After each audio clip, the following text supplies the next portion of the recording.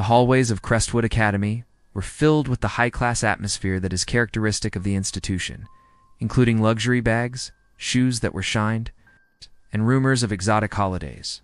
All eyes, however, were drawn to the unknown girl who was silently standing by the lockers on that particular Monday morning.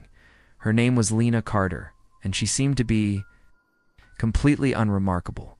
Nothing like the premium labels that the kids of Crestwood flaunted, where riches was a currency more valued than academics. Worn-out shoes, a sweatshirt from a thrift store, and a rucksack that had lost its color. The throng was filled with whispers that went like follows.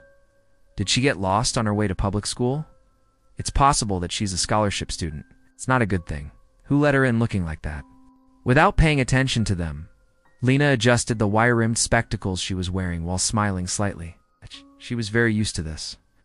It was at lunch when the royal trio of Crestwood, which consisted of Ava Sinclair, Mason Reed, and Sophia Laurent, made certain that Lena was aware of her position.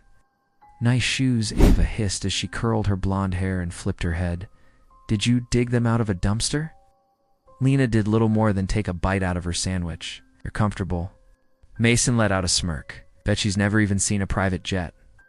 Lena had gone on 5 flights over that summer by herself, although they were unaware of this fact.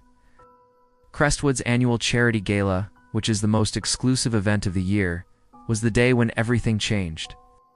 During the time that Ava and her companions were getting ready for the cameras, the elite arrived in limousines and attending in gala dresses. After then, a magnificent black Rolls-Royce Phantom made its way to the entryway. The entrances were opened. Lena Carter emerged from the shadows. They did not recognize the Lena they knew. The basic sweater she wore was changed with a gown made to order by Valentino, where her shoes were replaced with heels that were adorned with diamonds. When she was not wearing her hair in a messy bun, it was falling in glossy waves. And on the arm of hers, her father, Theodore Carter, is a philanthropist and a millionaire in the technology community. The audience let out a gasp. It caused Ava's jaw to drop. That's her. While smiling, Theo Carter walked out onto the stage. "Please accept our gratitude for your support of our foundation. A particular thank you goes out to my daughter Lena for making the decision to live a humble life despite the fact that we are not wealthy. This is because genuine riches is not in labels, but in character." The room exploded in cheers at that moment. After making eye contact with Ava, Lena gave her a wink, concluding remarks, the turn of events. Lena went back to her thrifted sweater and shoes the next Monday, which was the following Monday. Now, however, what?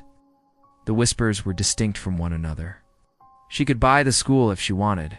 I heard she donated $1 million last week. Do you think she'd forgive me?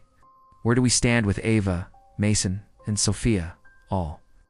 They were taken aback by the unexpected realization that they were yearning to be Lena's buddy. It is Lena, however. It was all she did to grin and continue going. In no circumstances should you judge a book by its cover, and this is particularly true when the author is a millionaire. There was never a time when the corridors of Crestwood Academy were more peaceful. With the same unassuming ease that she had shown in the past, Lena Carter made her way among them, but now everyone was looking in her direction. The anxious shadow of Ava Sinclair, who had formerly reigned supreme at the school, was now hovering close to Lena's locker. "What's up, Lena? Simply put, I was thinking. It would be great if we could get together at some point, perhaps going shopping, my sweet delight." The look on Lena's face became unreadable as she turned. "It's that. I had the impression that you detested secondhand shops." There was a pause in Ava's grin. I mean going shopping for designer names, given that you are now in a position to afford it." Lena laughed out loud. "It was always within my financial means, Ava. I simply didn't feel like doing it." As soon as she finished speaking, she walked away, leaving Ava speechless. Over the course of a week, rumors began to spread like wildfire across the campus. The remaining tuition for all of the scholarship recipients had been paid off by an unknown individual. In the middle of his lunch break, Mason Reed grimaced as he scrolled through his phone. Who would even do that? Lena, who was sitting by herself and reading a book, caught that glimpse of Sophia Laurent's gaze. "You don't think?" Scoffing, Ava said, "What a joke. In the event that she is wealthy, it is equivalent to millions." This was followed by a statement issued by the school's director of finance, which said an anonymous donor has also established a full-ride fund for future students who are in need. Lena seemed to be unmoved. On the other hand, the knowing twinkle in her eyes conveyed the whole message. The situation was too much for Ava to bear. It would be natural for Lena to adopt a modest attitude if she admired humble individuals. Her fancy purse was nowhere to be seen, and she turned up the next day wearing clothing that she had borrowed from a charity shop. In addition to that, she brought a brown bag lunch. She said, "Hey, Lena," as she slipped into the seat that was exactly opposite her. "Mind if I sit here?" Amused. Lena gazed up at the sky. "Ava, what are you doing?" Ava let out a loud and theatrical sigh. "In recent days, I have been engaging in some introspection. How much riches is this? No one is there, because I want to be. Genuine, just like you." A frown formed on Lena's face. "Really?" Ava excitedly nodded her head. "Not at all. Even part of my clothing was given away to a charitable organization." It was Lena who lowered her voice and leaned in closer. "Intriguing. The reason for this is because I'd just received a call from the charity store. A large number of damaged designer items were reportedly thrown away by someone rather than being donated. It was almost as if they were trying to fake it." Ava's face became completely white. Crestwood Academy presented its annual awards ceremony at the conclusion of the academic program for the period. Everyone was taken aback by the fact that Lena was absent. Instead, a letter was delivered, which was then read out loud by the principal. It should not be a luxury to get an education. As a result, I have changed schools to a public institution. What about in my place? There will be 10 full scholarships awarded to those who really and truly deserve them. The theater was thrown into complete disarray.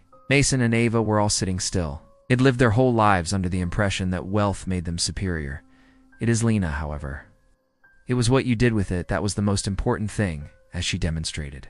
Subsequently, Lena Carter established a worldwide education nonprofit organization, which subsequently revolutionized schools located in disadvantaged places. Who is Ava Sinclair? After being found bribing a teacher, she was required by the court to donate her time. She did just that.